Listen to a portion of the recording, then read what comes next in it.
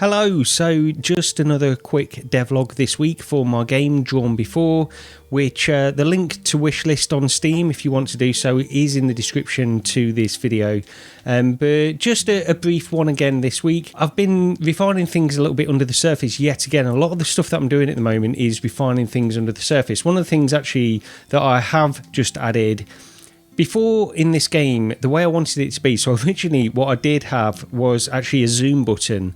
So the Y or the triangle button on the controller would be like a zoom, where you could sort of zoom out and see more of the scene. And then I sort of transitioned to a look up and look down kind of mechanic, where things like in Sonic, for example, where you've got you just hold up or down and then you'll see more of the screen below or above, depending on what you want to do, just see more platforms and things like that. I found all of that just way too finicky, and it wasn't satisfying to play with that kind of mechanic. So I've gone back and now I've added an auto zoom. You can see there we've zoomed out a little bit. Now you can see that platform where I need to jump down to, and that auto zoom will then retract when you get down to the point where you no longer really require it. And I just find that then giving the player options of pressing a button to zoom out or zoom in or look up and look down, I just find this works way more fluid and actually it's more seamless. The player doesn't need to think about it as much, and there's various areas in this first level which have that.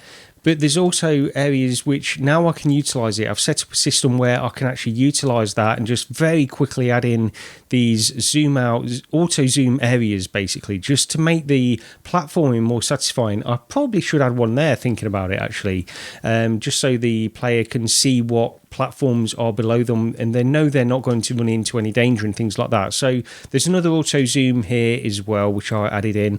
So you just zoom out so you can see the platform where you need to go to next. So I've got various levels of auto zoom as well. So you've got a smaller one and then one like this. This is probably the largest auto zoom on a random level, apart from the boss fights, where it might zoom out a little bit more.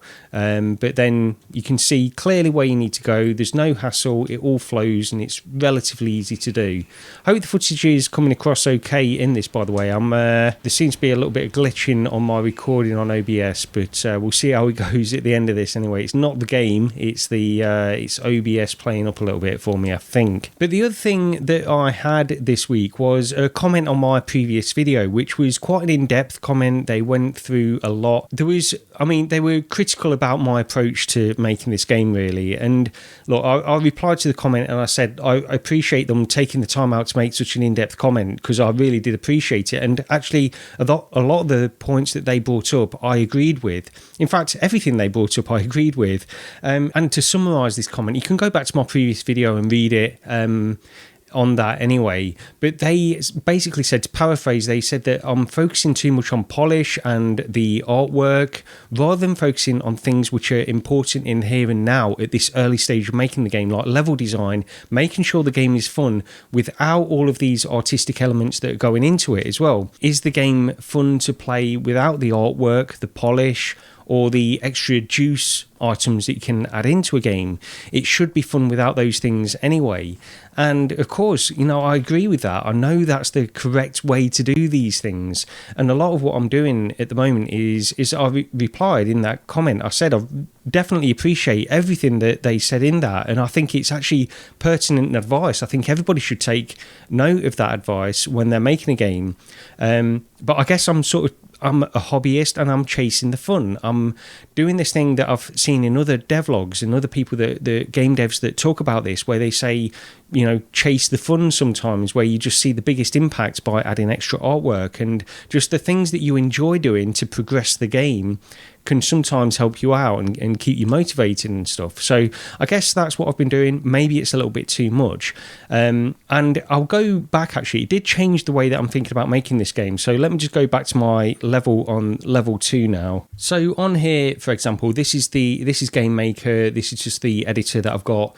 This is level 2, where you go into, after the initial boss fight at the end of the tutorial level, you'll go into this part. And I'm very early on with this level. I'm just designing a few art assets and things like that. And before I received that comment, I got to about this point here, where just after this yellow house, and I hadn't done a lot else.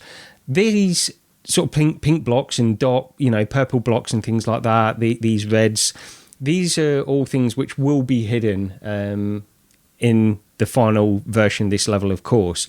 But I'm planning the level out. These are all collision blocks where I'll sort of collide with them. They're the platforms and things like that. So all of this here now is actually hidden. So I've not done any art from this point on. I'm working out ways to make the level itself. So if I zoom out a little bit, you can see some of the level that I've got so far. This is no way finalized. I'm basically just laying it out at this moment in time. There is not a lot of fun in this level at this moment in time. Just before I get any criticism from that point of view, what I'm doing here is just trying to lay it out so I know some of the areas that I need to add some interactions and some interesting things into. So that's what I'm doing now, and I think this is probably a better focus. I think if I focus on this kind of stuff, I can get through level 2 quicker, just the design of the level quicker. Think about adding in the art at a later time. So that comment did almost entirely start me down this path of just focusing on entirely level design of level 2, and then we'll come back to some of the polishing. But actually, one of the interesting things that has happened is when I've been designing this, I've been thinking of some other things. So in each level of this game, I want to introduce one interesting mechanic, which might, I guess, it might carry through to other levels, but it's going to be a focus in certain levels as well. There's got to be some variation, not just in the environments, which is the main variation in this game that I want to introduce to keep players interested, but I want an individual mechanic, one mechanic which is different in these levels. I'm yet to come up with one with this, but it's given me a few ideas by working through it in this way. But I did have a few thoughts on that comment as well in respect to this game that I'm making, because they were talking about it as if, all the fun has to come from platforming. It has to be fun to play from the moment to moment from a platforming point of view. I think that's absolutely true for a majority of platformers, and almost all platformers should take some of that at the very least.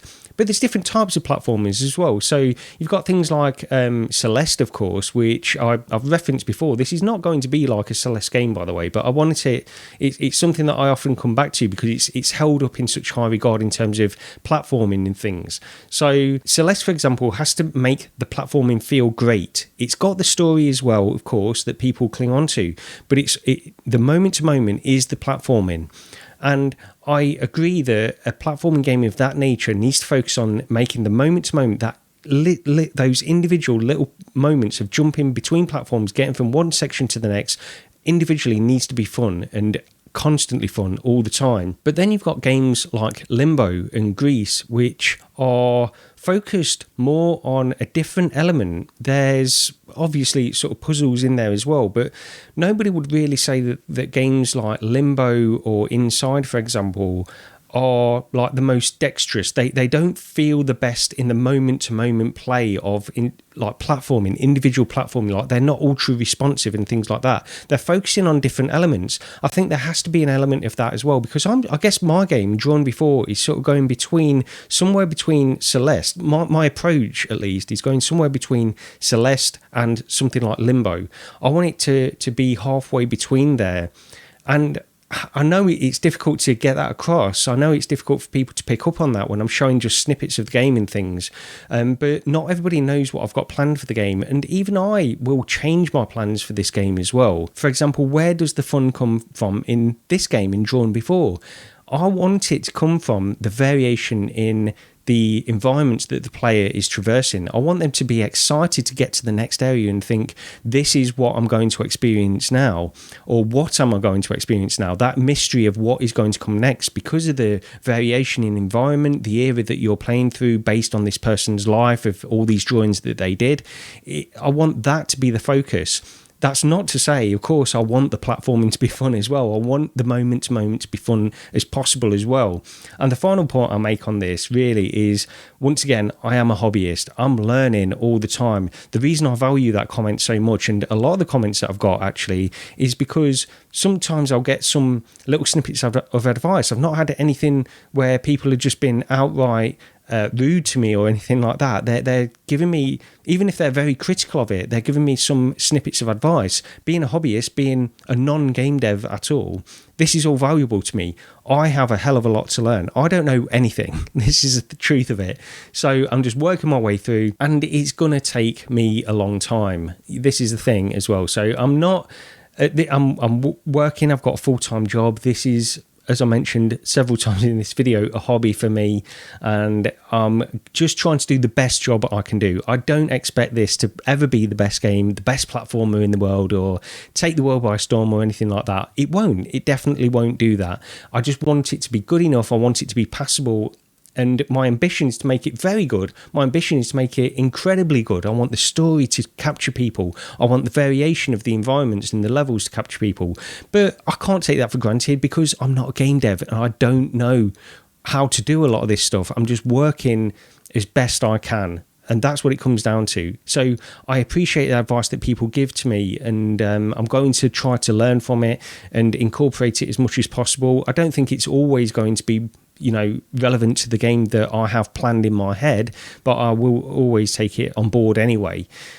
So yeah, I'm just still working through and trying to get things done. It's been a little bit slower week this week because I've been busy in my day job, but I'm just, trying to get back into it a little bit as well. So that's it for this devlog. It's a Sunday evening here today, and I'm just doing a little bit here and there on the game, but I'm not doing too much, to be honest. So I'm just trying to I'll probably be doing a little bit of work on it in the evenings and see how I get on. I really want to make this a good game, but I've got to work out a lot of things, so we'll see. As you're here on this journey anyway, if you're watching this, then I do appreciate it. Please subscribe and do wishlist the game as well. As I mentioned, the link to Drawn Before on Steam is in the description to this video, so do that if you think it looks like something that you'd enjoy. But that's it for this one. Thank you very much, and I'll see you next time.